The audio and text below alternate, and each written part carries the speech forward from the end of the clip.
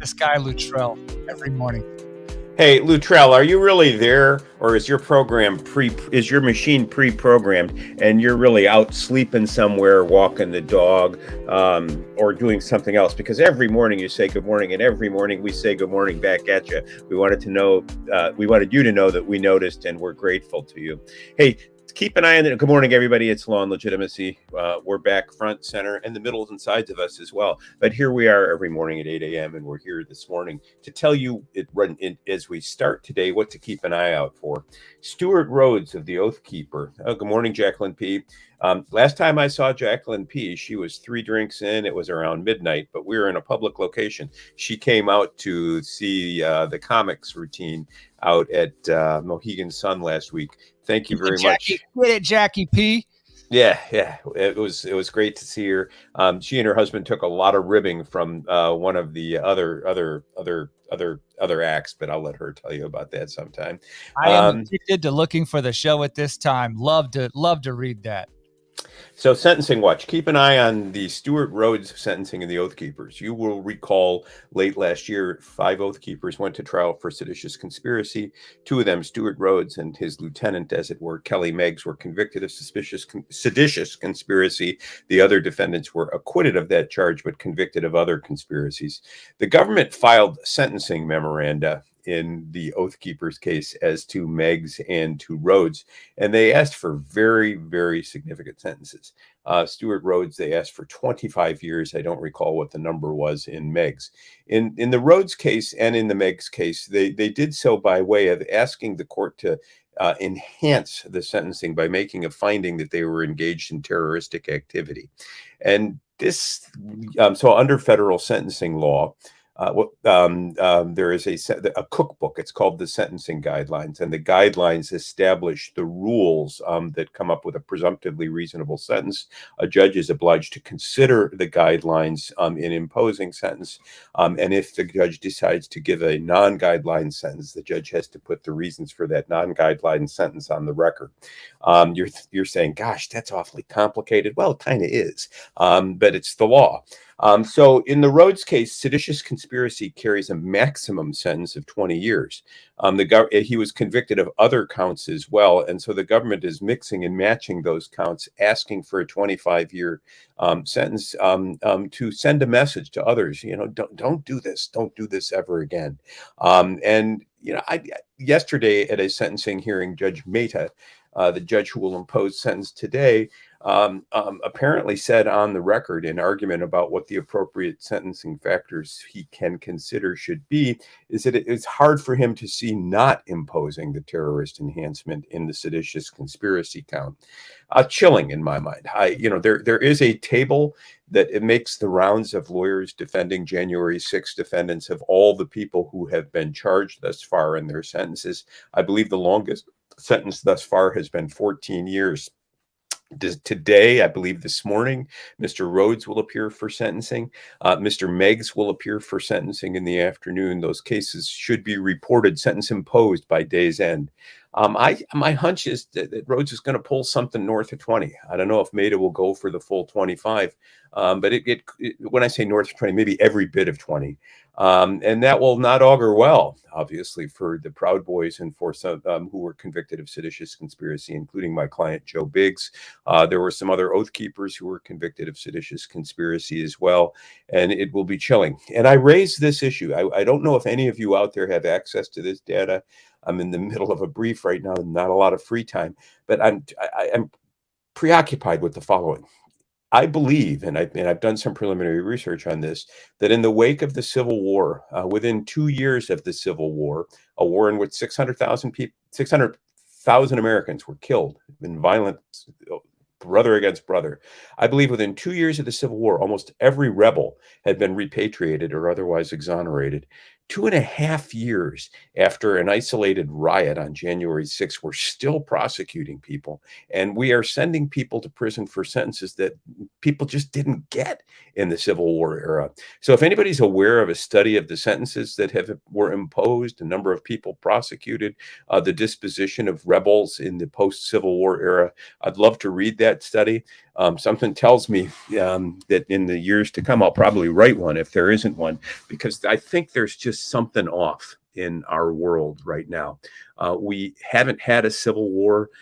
If we want one, I guess we know how to set things up to have one.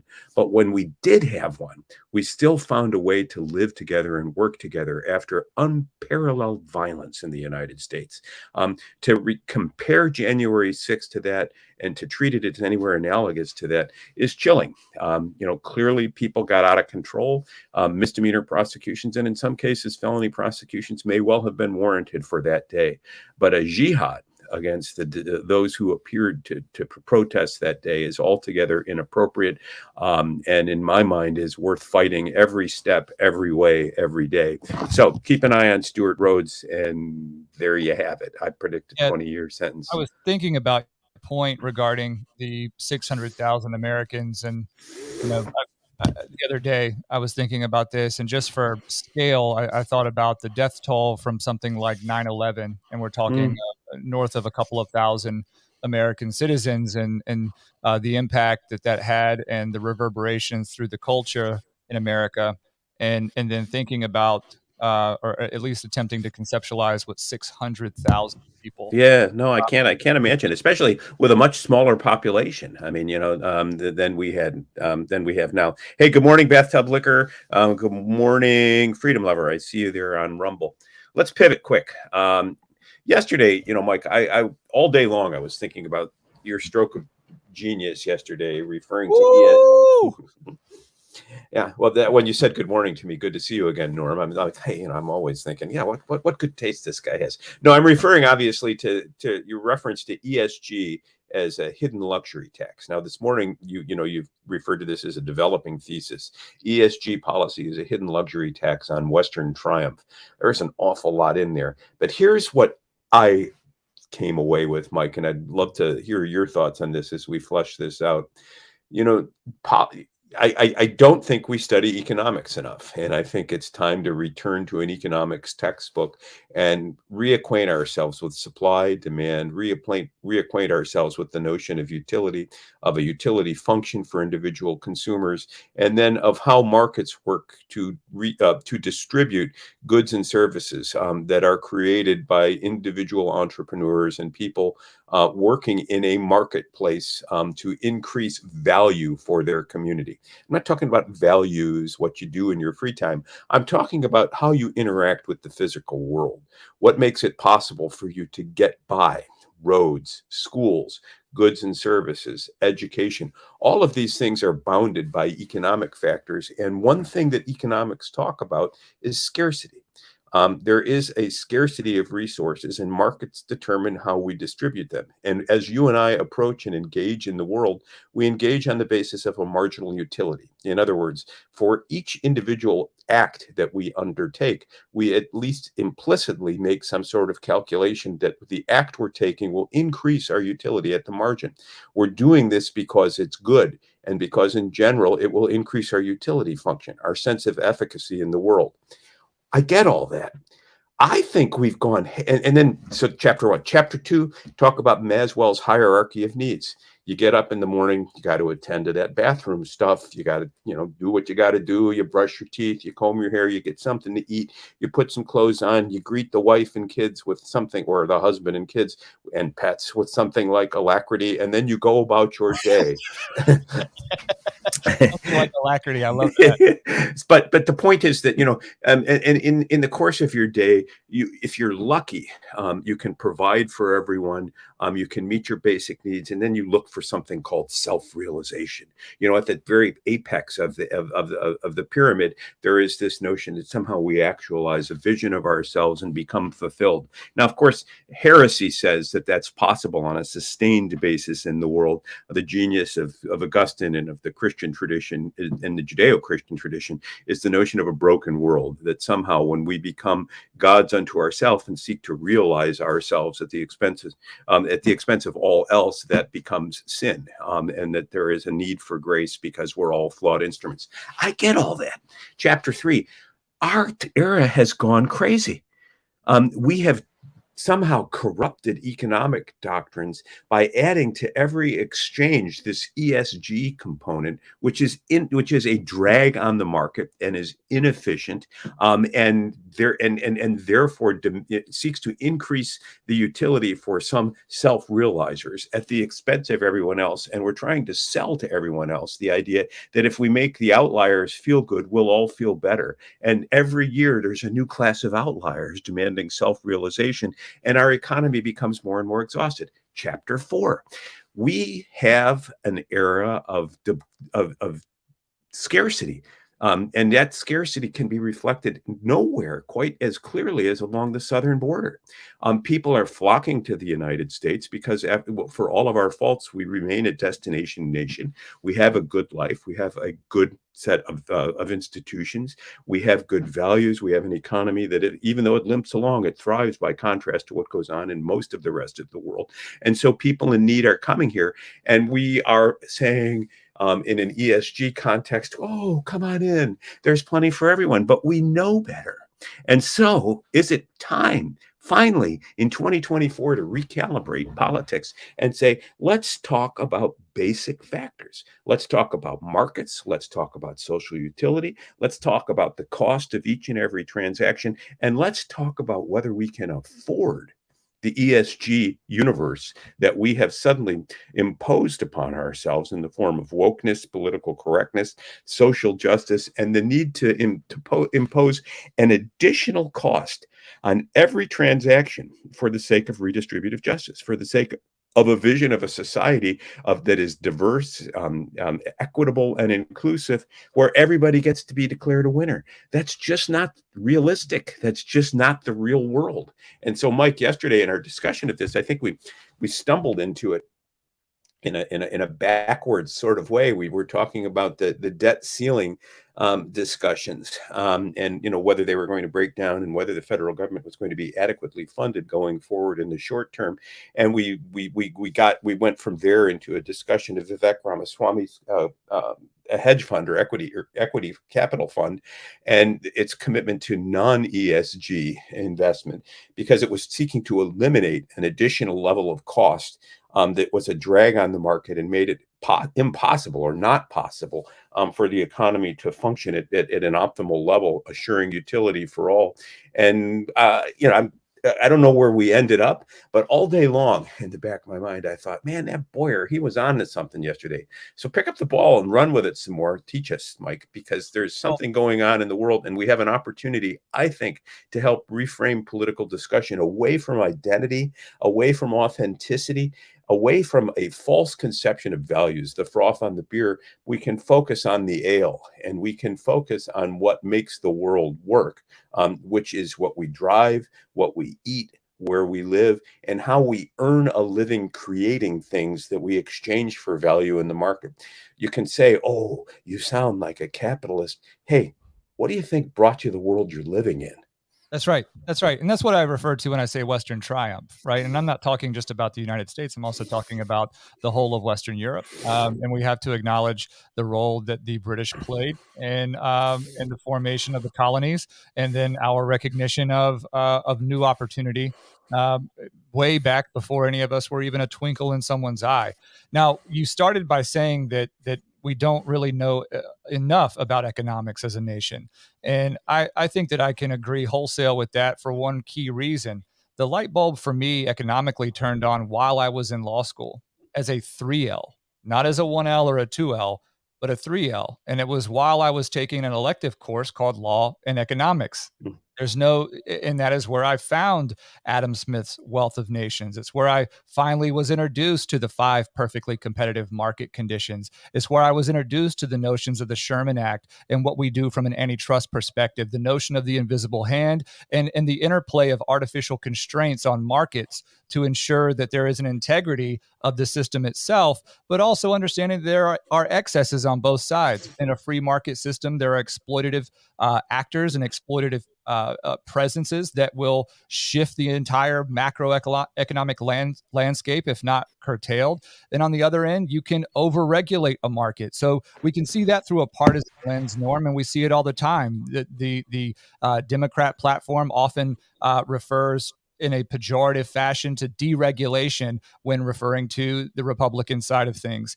And ultimately that historically has just been it's played in a landscape or on a playing field that was comprised of factors and rules that everybody ultimately agreed on.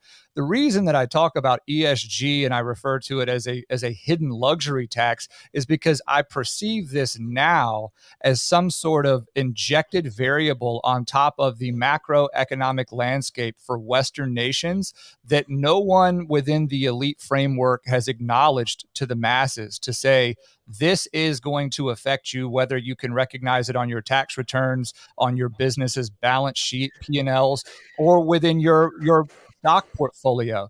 And I want to bring something here. So But first of all, Mike, just on terms of basics, remind everybody, what is ESG again, and how does it operate in the market? I'm going to give you a definition here. Well, a sort of definition, but what I have on the screen is from Strive Asset Management's website. And the question they ask is, why Strive? Now, recall, Strive Asset Management was founded by one Vivek Ramaswamy, as well as the gentleman we referred to yesterday, Anson Frericks, as being quoted in, in the Daily Wire's article about the AB InBev and Bud Light controversy. But here's I'm just going to read this for the audio only listeners. The topic says shareholders versus stakeholders, past, present, and future. And it says, more than a century ago, Dodge v. Ford established the principle of shareholder primacy, holding that corporations have a legal obligation to act in the best interests of their investors. With shareholders in the driver's seat, the U.S. economy took off. Shareholder capitalism's rewards for innovation produced the modern world's greatest inventions, including assembly lines, airplanes, air conditioning, computers, supermarkets, cell phones, and the internet. Shareholder capitalism built the companies that built America. Then, 50 years ago, the debate over corporate purpose was reignited. University of Chicago economist Milton Friedman convinced America to rededicate itself to shareholder capitalism, while most European countries diverged and implemented stakeholder capitalism. That is where we begin this discussion of ESG. ESG is a yield of this theory of stakeholder capitalism, where corporations can now, rather than acting in the best interests of their shareholders, claim to be acting in a benevolent fashion on behalf of those who are indirectly invested or stakeholders. Well, I mean, but so let me play devil's advocate and reframe the debate somewhat, because it's not that they woke up one day and were inspired by an evil genius to subvert a perfectly pure and competitive market. A shareholder is a person who owns a share, obviously, in a company, and that's an investment, and so they have this surplus capital to take some of what they've earned and invest it in a way with the expectation of a return later. And so they put it into a company that has a board of directors, has employees, and produces goods and services in the market. They may receive dividends on their share. Their share may increase in value on a marketplace, but that value presumably increases for them. And the task of the board of directors is to assure that the shareholders' interest or return is maximized. The stakeholder concept says, well, wait a minute. You may be privileged enough to own a share, but not everyone has that, and some people are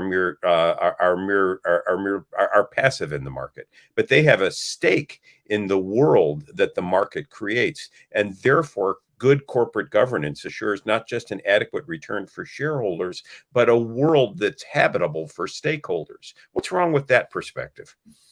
Well, because of the excesses we talked about before, or at least I referenced before. So on the screen here, here's the logical next step of talking about stakeholder capitalism as a contrast to shareholder. And it says fiduciaries legally obligated to focus solely on financial returns are incorporating non-pecuniary factors, aka non-economic or non-profit yielding factors, under the guise of considering environmental, social, and governance risk factors. The Department of Labor adopted a rule making it easier for pension funds specifically to do that. At the same time, pension plans are lowering their projected long-term returns, risking insolvency. So their norm is a direct answer to your question. What's wrong with that? What's wrong with that is that even if an average American who is a W-2 employee and does not have an independent stock portfolio, but rather has some sort of pension, some sort of 401k, et cetera, is contributing some of what they earn through their labor within a company to the 401k, to the pension fund, et But cetera. suppose you're one of those wage earners who has neither shares nor your company doesn't provide a pension, and you don't have a 401k. All you're living off of is your wages, and you don't have either direct or indirect investment in the market, in capital. Does ESG and governance by ESG principles not protect their interest in a habitable world? Not necessarily. I think in theory it was supposed to. And even a younger version of myself, I was thinking about concepts like good corporate citizenship, right? And what it meant to have certain market share, and what obligations and responsibilities should morally flow from that, and almost an entitlement to profits.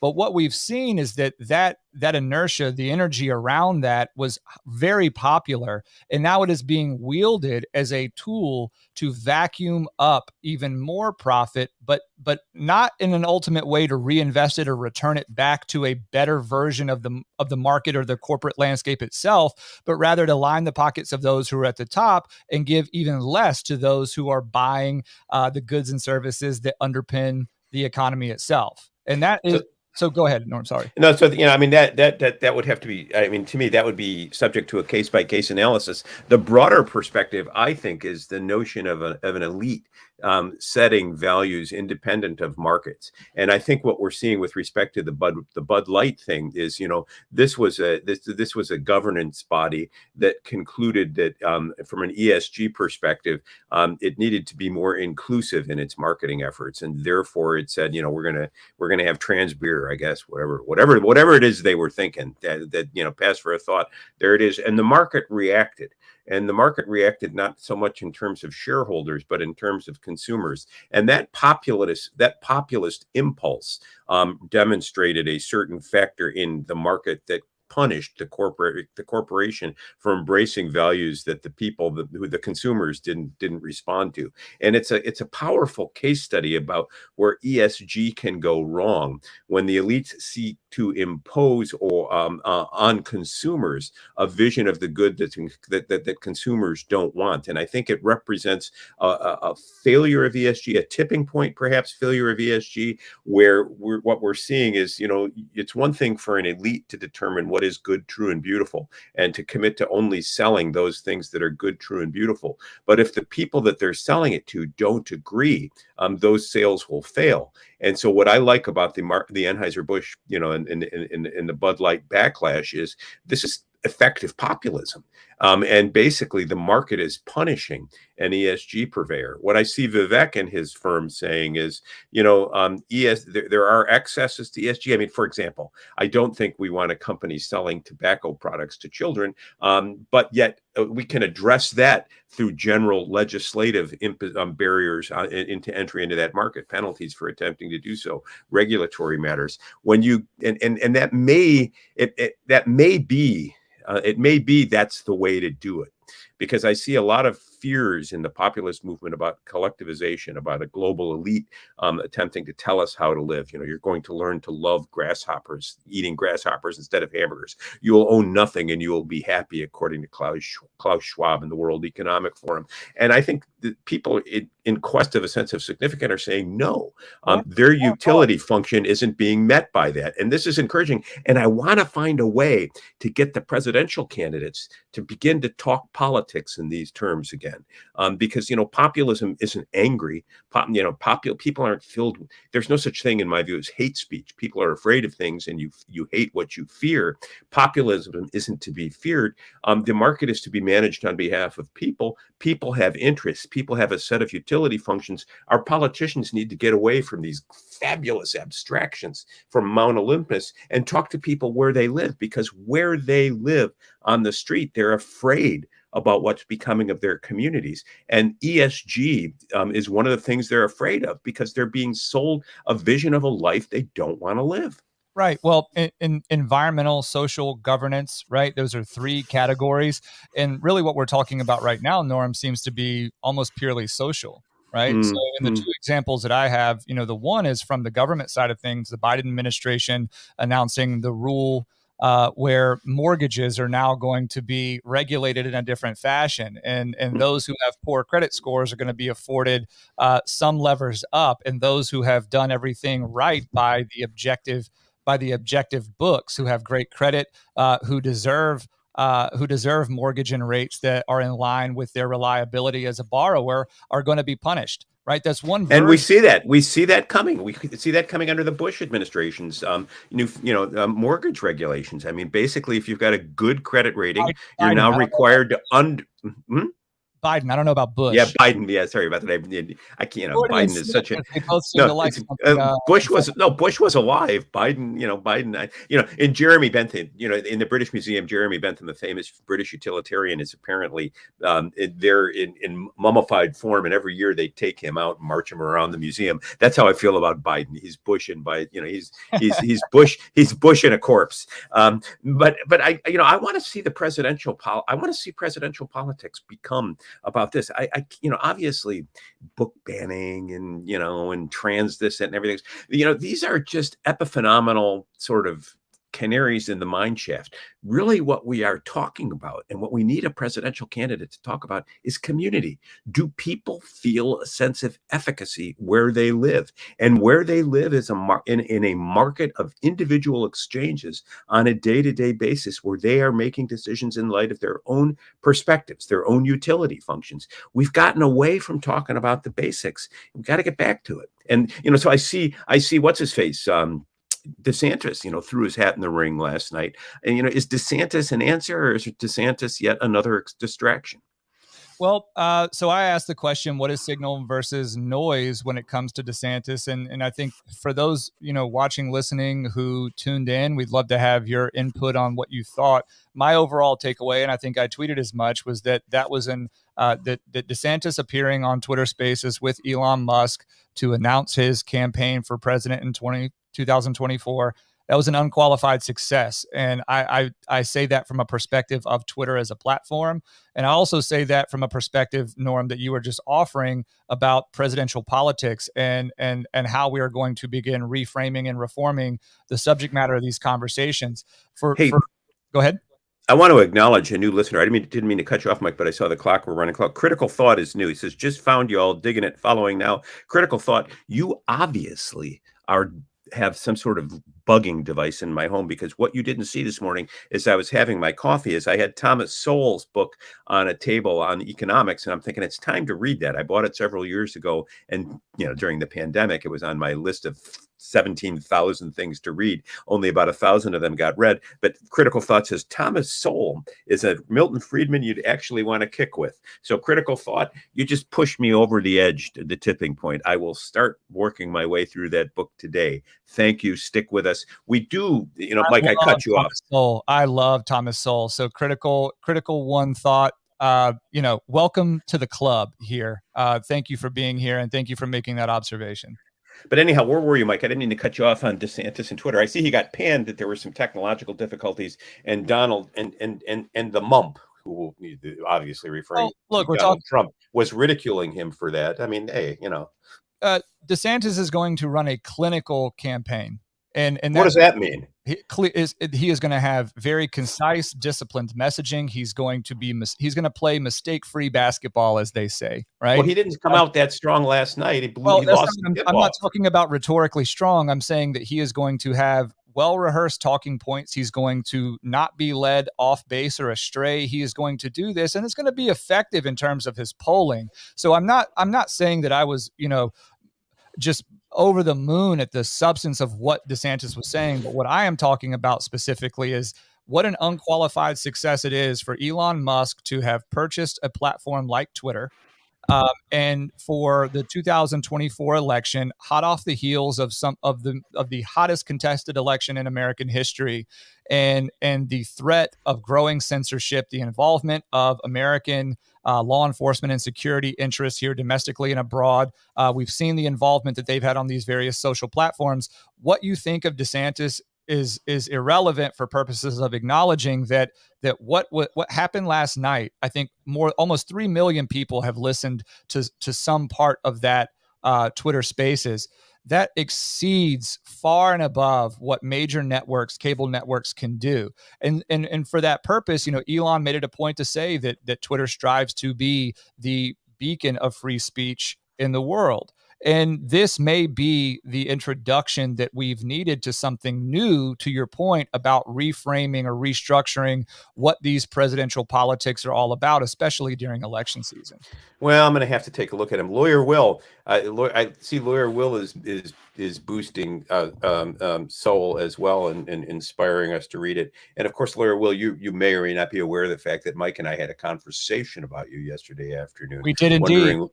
Wondering whether you'd be interested in writing about law and economics for a platform that we're working on, because we're so impressed by your acumen and insight. I, in particular, after having twice broken bread with you in fine eateries in Washington, D.C. Well, your brother Pete Atkinson, just to get my points on the board, was also part of that conversation as well. So we'll be talking to the both of you offline. Mike, at DeSantis, is he worth a look or not? Here's what I think is worth a look. I think that his messaging and contract. Here's what I think is worth a look. You have Donald Trump on one hand, who does some sort of counter signaling, right? He makes up a fake Twitter Spaces, which was pretty funny if you listen to that, where he puts Donald Trump is a stand-up comic with bad hair. I mean, let's be real. He's polling like crazy, Norm, and I don't know that DeSantis can keep up, head to head. But here's the other side of that. So as little as we think of Donald Trump, I think even less of one Gavin Newsom. But Gavin Newsom is very aggressive right now, counter signaling against Ron DeSantis, which is really important because I think it demonstrates, number one, that we're likely to see Newsom throw his hat into the ring. But number two, there are things that DeSantis is saying that are really making people uncomfortable on the left side of politics. And to the extent Ron DeSantis can become what I would consider to be some sort of lightning rod to shield Trump from the mud that he's been wading through politically, that may be an overwhelmingly positive thing. Well, maybe. Let's keep an eye on it. But I think what we're going to do here with Law and Legitimacy is we're going to try to refocus in our small way, with our limited reach, and which hopefully grows, the presidential debate politics on core economic and political topics that are unrelated to signaling, counter signaling, Twitter points, and social media grabs and likes, because it's our firm commitment that there is a community of people out there, aka the United States, aka the world, of people who have to get by in the world on a day-to-day basis, and they're not looking for politicians who can inspire them to like or to click or to share a piece on social media. We're looking for policies that we can live with. And to my mind, I mean, I will not be voting any Democrat this year. I will vote the Republican candidate, but I will vote them because I'm tired of the ESG world that we live in, where the hidden tax on every transaction is being politically correct or woke. And I believe that the social contract that we've entered into with one another can't sustain that, and we know it can't be sustained. It poses a cost on every transaction that we can't bear. And if you want to bear it, vote Newsom, pay your reparations, and pay more for the gallon of milk or for your gasoline for the sins of your forefathers. If that makes you feel better, fine. But it's a drag on the economy. And I think we all know in our heart of hearts that we have limited resources and we can only do so much. And we need to focus on what's important for everyone, not what's just important for a few. I'm loving the Rumble chat right now. No disrespect to the YouTube chat. YouTube is getting more traction for us every day, Norm. It's, very curious. I'm trying not to look at it directly in the face. Critical thought says, agree, Musk is the shill. DeSantis is the real deal. I worked on his campaign trail in Florida. The dude is squeaky. His populist rhetoric serves only to benefit us. Anti-big pharma, anti-woke, anti-ESG, anti-CBDC. Pin him to his platform. Okay. And then let's see, 70% in the center need to take the country back is what It's Me Again says. And Critical Thought responds by saying probably very issue-oriented, leaning military-industrial complex because that's what he knows. You can rest assured votes not bought, though. I know because I had friends fail miserably trying to do so. So anyway, we lots of energy around this subject, and for whatever reason I can't seem to pull myself and discern between the topics right now. It all kind of feels the same, recognizing ESG as this invisible or hidden luxury tax on American society and prosperity, and then recognizing that our politics are shifting in real time. This is a sort of exciting, right? And I think that well, let's help make it shift. Spread the word. There's a couple new sheriffs in town. You're part of the posse. We're looking to grow the posse. We're looking to grow into an army that basically says to the politicians, hey, if you want our votes, give us something to vote for. We've got all the entertainment TV we want. Too much of that. What we're looking for are people that have the courage to talk about values we care about and the intellect to craft policies that we can debate. Beyond that, we're just not interested. That's right. And someone tell Vivek to come and hang out with us. Even, we're good guys. We're good guys. He'd have a good time, and I think that he would probably unlock a new level in his presidential campaign. But more importantly, thank you for everybody watching and listening. Please make sure that you turn that gray thumb green on Rumble, turn that gray thumb blue on YouTube, and if you're on Twitter, just hit the retweet button. Make sure you're following us. You can find us on Apple Podcasts, Spotify, Google Play, Overcast, etc. Rate us 5 stars. Leave a comment, a positive one, please. And if not, just show up every day, 8 a.m. We're here Monday through Friday. Law and Legitimacy, Norm Pattis, Michael Boyer. Thank you, Norm. We will see you tomorrow. We will. Bye-bye. Bye.